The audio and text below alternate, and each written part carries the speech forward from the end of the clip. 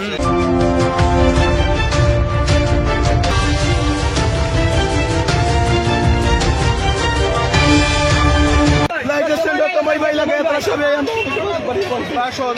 Driver আসছিল এখানে বৃষ্টির মাঝে আমরা শ্রমিক আসছিল না, আমরা তো শ্রমিকের গাড়ি ঘোড়া গ্লাস লক ভাঙবো শ্রমিকগুলো অড়ে গেছেন, আমরা নেতা আসছিল না, প্রশাসন আসছিল, প্রশাসনের সামনে আমরা শ্রমিকের নির্যাতন হয়েছে। ওখানে শ্রমিক কই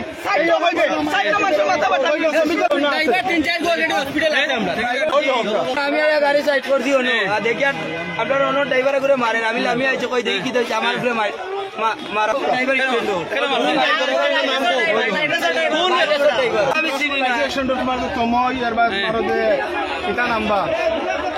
অনেক ড্রাইভার নতুন নতুন ড্রাইভার লাইছে আমরা সিনিয়র আমরা অফিস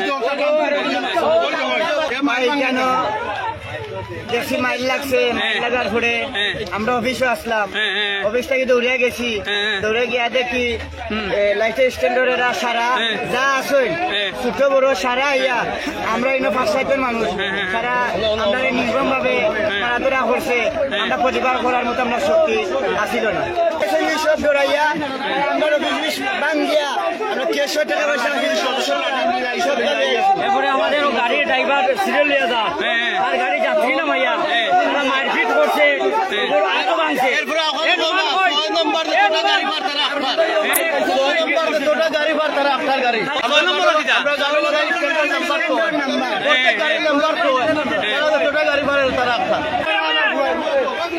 নির্বাচন বয়কট, নির্বাচন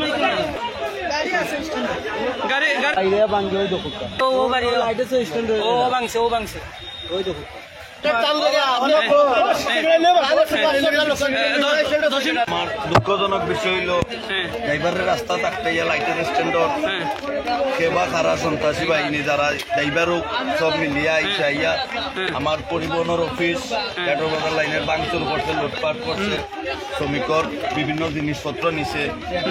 আমরা প্রশাসনের দৃষ্টি আকর্ষণ করলাম যে আমরা অন্ততপক্ষে প্রশাসনের সামনে প্রশাসন আমরা 2 শ্রমিককে মাথাত বাড়ি মারছে, তারা অস্ত্র দিয়া ও একজন দিয়া তারা খুব নির্যাতন করছে, আমরা নিরীহ, আমরা বিচার পাচ্ছি, আমরা বিচার চাই তার ইয়ে করতে।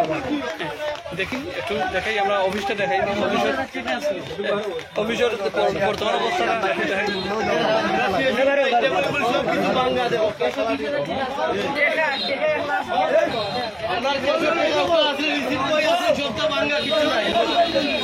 অনেকেই বলছেন যে পুলিশের সামনেই কিন্তু যে মারধর করা হয়েছে, প্রশাসনের যে সামনেই কিন্তু ঘাটের বাজার লাইনে যারা ড্রাইভার রয়েছে, শ্রমিক রয়েছে, তাদেরকে আক্রমণ করা হয়েছে এবং কি কাঠের বাজার লাইনের যে অফিস রয়েছে সেই অফিসটাতেও কিন্তু হামলা করা হয়েছে। আমরা রয়েছি সেখানে পুলিশের উপস্থিতিতেই কিন্তু হামলা করা হয়েছে। এর কিন্তু তীব্র নিন্দা ও প্রতিবাদ জানাচ্ছেন অনেক শ্রমিকরা।